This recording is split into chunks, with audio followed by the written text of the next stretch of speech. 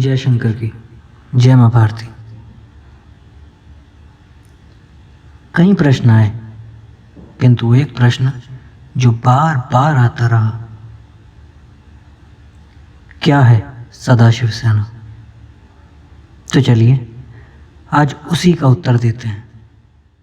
सनातन ये शब्द नहीं है, अपने आप में पूरी परिभाषा है, और सनातनी उस परिभाषा के अक्षर हैं।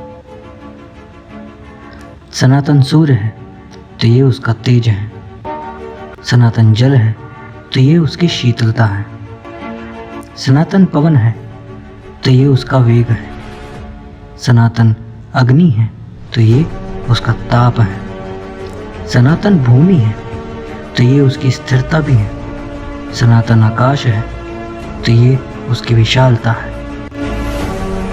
सनातन जिसके इतिहास के खोजी ही खोज बन गए, सनातन जिसे लाखों नापने आए किंतु आज तक कोई पार नहीं पाया।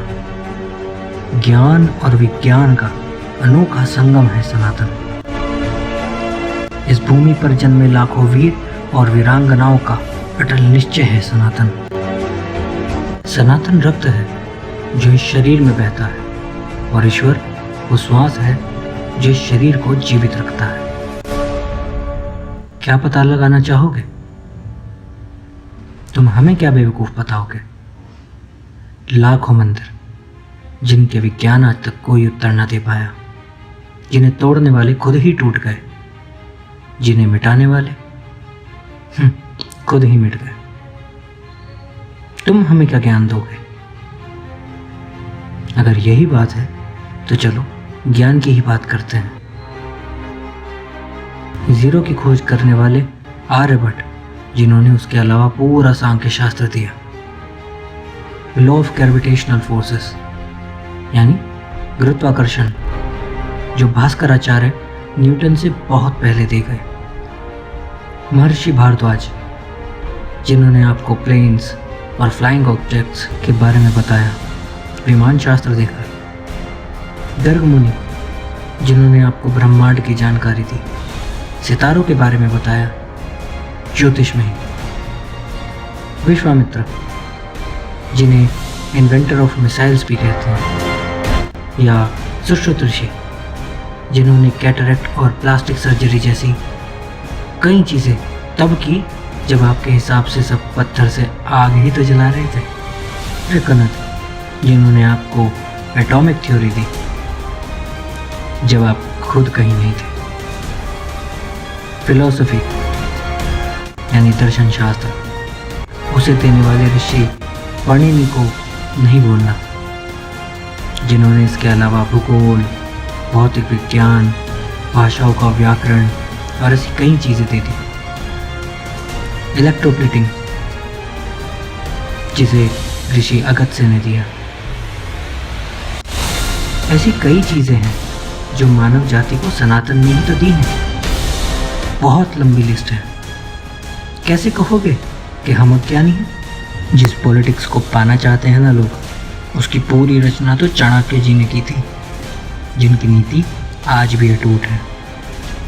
आर्किटेक्चर की भी बात करो तो बहुत मंदिर हैं, जैसे कि बृहदीश्वरा मंदिर, जो कि पूरा ग्रेनाइट से बनाया गया था, जो कि 216 फीट ऊंचा है, जिसका सिर्फ गुंबद ही 80 टन का है। जब ना क्रेन थी, जिसे पूरा इंसानों ने बनाया, सोचो इतनी ऊपर रखा कैसे गया होगा। विरूपाक्ष मंदिर, जिसके आगमन द्वार की ऊंचाई ही 50 मीटर की है। या कैलाश मंदिर, जो पूरा का पूरा एक ही पत्थर को तराश के बनाया गया, वो भी ऊपर से नीचे की ओर। जितने समय में वो बन के तैयार हुआ आज भी पॉसिबल नहीं, और उसके निर्माण के दौरान ही 4 लाख टन पत्थर वहाँ से हटा भी दिया गया। कैसे किया था ये सब? ऐसे कई मंदिर जिन्हें विज्ञान आज तक समझ नहीं पाया, चाहे ज्वालाजी हो या काल भैरव मंदिर। क्यों कह देता है आज का विज्ञान इन्हें अनसुलझा? ऐसे बहुत सी देन है सनातन की ही दी हुई। दुनिया की सबसे बड़ी यूनिवर्सिटीज़, और पहली भी कहें तो तक्षशिला हो या नालंदा, जिन्हें तोड़ दिया गया, जिनमें आग लगा दी गई, लाखों किताबें स्वाहा हो गई। पर ज्ञान मिटाया नहीं जा सकता, सत्य छुपाया नहीं जा सकता।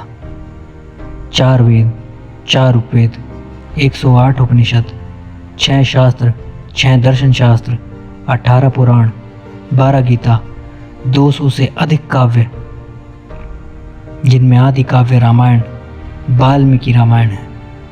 कई संहिता जैसे जय संहिता, महाभारत, आज भी हजारों की तादाद में किताबें, आज भी लाखों श्लोक और मंत्र और उनमें छुपे हुए राज।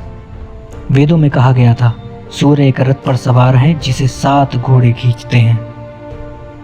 अर्थात सूर्य एक तारा जिसका रथ उसकी अग्नि और खींच उसकी रोशनी रही है, जो 7 रंग से बनी है। आज भी साइंस उसे विबग्योर थ्योरी कहती है। धरती के चक्र या दिन का पहर, पृथ्वी की गोलाई या सूर्य की दूरी, हर चीज दी। बृहस्पति की चाल से लगने वाला कुंभ हो या ज्योतिष के जरिए बताया गया ब्रह्मांड, मल्टी यूनिवर्स की थ्योरी या ब्रह्मास्त्र जैसे एटॉमिक बॉम्ब का ज्ञान। हम माइथोलॉजी नहीं है, क्योंकि मिथ का अर्थ होता है कल्पना, और ये सत्य है। ये युद्ध मिथ को मिस्ट्री कहलाने का है। ये युद्ध अब सनातन के सत्य को दर्शाने का है, ढोंगियों को भगाने का है, माँ भारती को विश्व गुरु बनाने का है। अब यह भूमि फिर स्वर्ग की तरह चमकेगी। अब सत्य सनातन दिखलाना है। यही है सदाशिव सेना। सत्य और धर्म फिर बढ़ेगा। हर हर महादेव।